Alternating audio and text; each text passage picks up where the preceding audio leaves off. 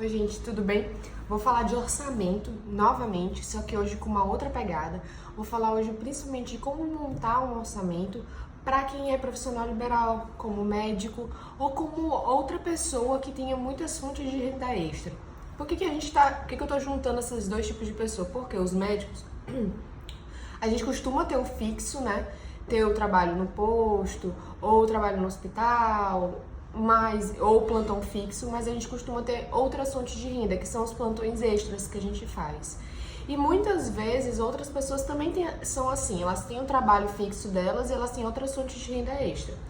E aí, às vezes, complica na hora de fazer o orçamento e a gente não sabe se a gente está indo bem ou mal e se a gente está investindo uma quantidade legal pra gente. Então, eu vim falar de orçamento hoje. E assim, primeira coisa que a gente tem que perceber, a gente não consegue fazer um controle de orçamento se a gente não sabe quanto é nosso orçamento.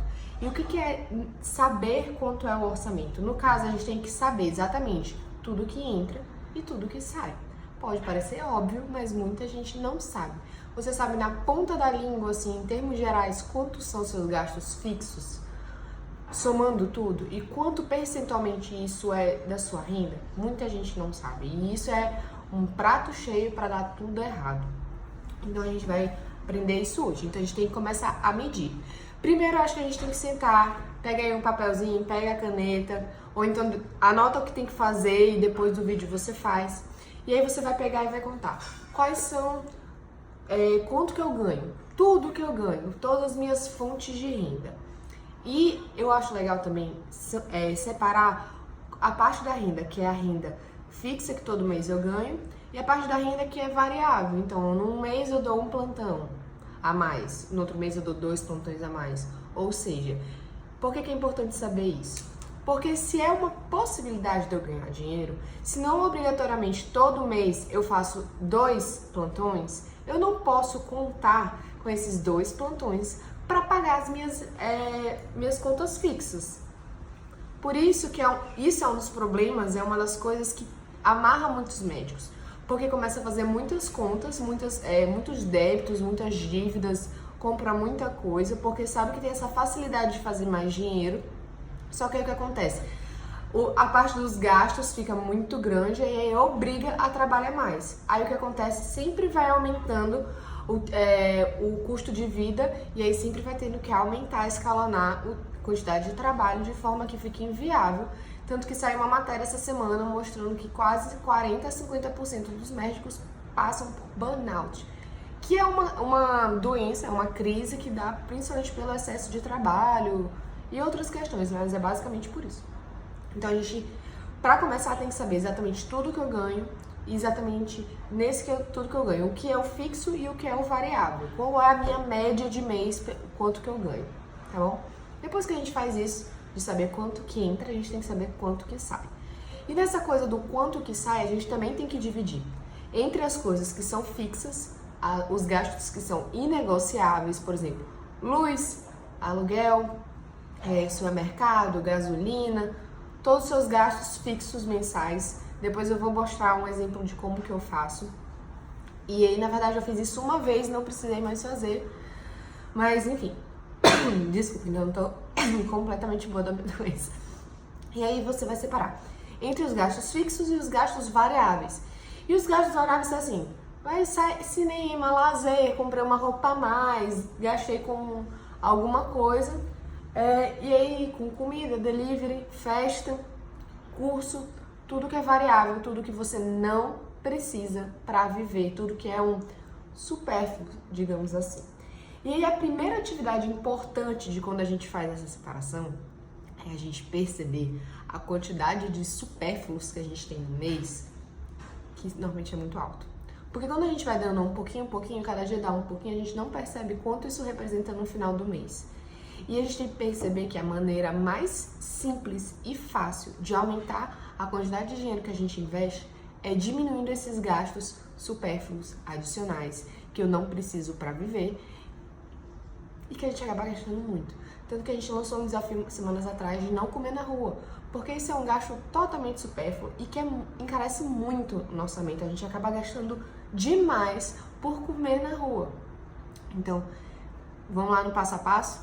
Primeiro, contabilizar tudo que entra e separar entre tudo que entra fixo e tudo que entra variável, a renda extra.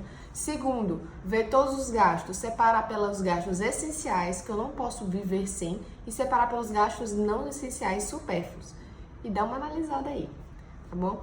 E aí a gente vai fazer o exercício de pegar esses gastos todos do mês, quanto que ele representa do meu orçamento fixo, tá? Do meu ganho fixo. Por quê? Porque a minha proposta, e que eu vejo muita gente fazendo essa proposta também, e eu acho muito interessante, é que a renda extra, o plantão a mais, o trabalho a mais que você faz, seja totalmente convertido para os investimentos. Totalmente convertido para guardar para você, para o futuro, para um projeto, para uma viagem, para uma festa, para o que você quiser. Mas guardar, porque é extra. Então a gente não pode esperar que ter esse ganho todo mês. Tá bom? Então tudo extra que entra a gente vai investir. E aí pelo fixo a gente vai ver mais ou menos qual é a proporção. Quando você vai ver esses vídeos dos gurus de finanças, eles sempre falam assim, 55% dos seus gastos essenciais tem que só 50% do seu gasto fixo. A verdade é que pra muita gente, não dá pra botar em 50%. Por exemplo, o meu é maior. Eu gostaria que fosse menor, eu gostaria. Mas hoje, na minha possibilidade de vida, de que eu não quero passar mais tempo trabalhando na rua por causa de Otinho, então ele passa de 50%. Então, enfim, não tá no ideal. Eu tenho que entender que não tá no ideal e a gente vai cada dia caminhando pra ficar mais perto do ideal, tá bom? Então a gente vai ver quanto representa. Então, por exemplo, se tudo que entra no meu orçamento são 5 mil reais. Então, minha possibilidade de gastar tudo que eu tenho que gastar no mês tem que dar 5 mil reais. E, gente, por que é importante a gente falar isso? Tudo que eu tenho que gastar no mês tem 5 mil reais.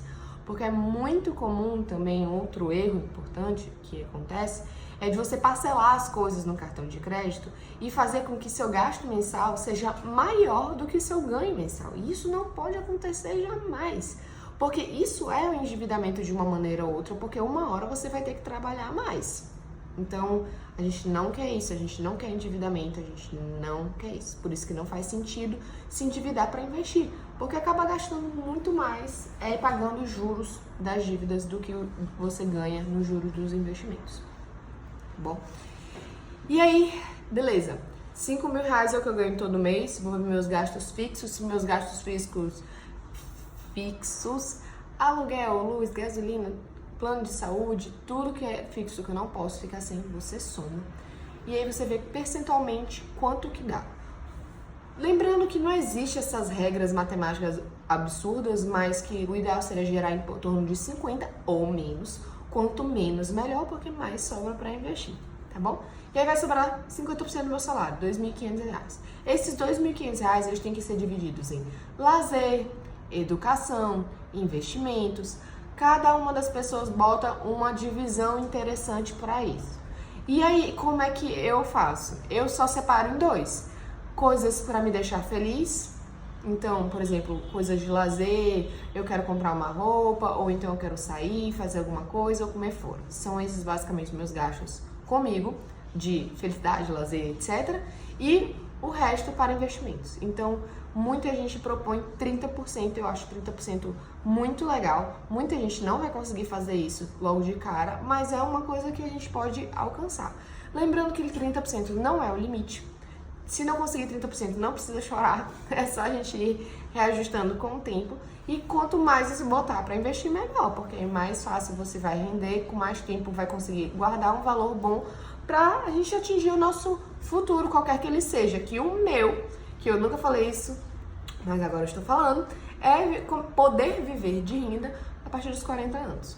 Então eu tenho 12 anos aí para guardar dinheiro da melhor forma possível, para que com 40 anos eu não precise trabalhar mais. Não quer dizer que eu não vá, quer dizer que eu não preciso, que o rendimento dos meus investimentos vai ser suficiente para me sustentar. Esse é o meu objetivo, tá bom? E aí isso é uma coisa legal também, que eu vou deixar para o próximo vídeo, porque aqui eu já falei uma miscelânea, mas enfim, de como estabelecer as nossas metas e por que é importante estabelecer nossas metas do que a gente quer fazer. Então, orçamento, ver o gasto total, os fixos, como você quer dividir o outro variável e separar o dinheiro dos investimentos. E é aqui que eu acho que está o pulo do gato essencial que todo mundo devia poder fazer. Não esperar o final do mês para poder investir. Se você já estipulou que é possível 30% do seu orçamento para investimentos, você já viu, você fez o seu planejamento, olhou o orçamento, 30% é legal, dá para fazer. Eu vou ter que apertar um pouquinho, mas não vai ser um aperto que vai ser ruim de viver com esses outros gastos. E aí, você tem que decidir. Esse é meu objetivo. Então, o mínimo que eu vou investir todo mês é 30%. Então, beleza. Quando cair o seu salário, a primeira conta que você vai fazer, que você vai pagar, é dos investimentos. Carol, pagar a conta dos investimentos? Como assim? Porque, gente, a gente tem que pensar que investimento, a gente está botando um dinheiro para o nosso futuro. Então, é uma conta que a gente está fazendo com a gente mesmo, o meu eu do futuro. E existe alguém mais importante na nossa vida do que a gente mesmo? Que o nosso futuro? Não, não existe. A gente resolve o resto das coisas da vida. Um mês eu não vou gastar tanto com isso ou com aquilo, mas o meu eu do futuro é minha prioridade. Então, a primeira coisa que faz quando o meu salário cai na minha conta é tirar o dinheiro do investimento. Faça o investimento mais legal que está possível naquele dia, naquele mês, na proposta do meu balanço de investimentos. Vida que segue. Se eu precisar de alguma coisa na frente, aí a gente vai se virar. Mas o básico é isso, tá? Espero que esse vídeo tenha ficado legal. Ficou um pouco maior do que a minha proposta. Acabei falando muita coisa. Mas eu espero que vocês tenham gostado. E aí mandem mais comentários sobre qual parte vocês tiveram dúvida, qual parte vocês gostaram mais e sugestões de outros vídeos que eu posso fazer para ajudar todo mundo. Então era isso. Beijos. E aí eu vou tentar gravar mais um vídeo agora. Beijo.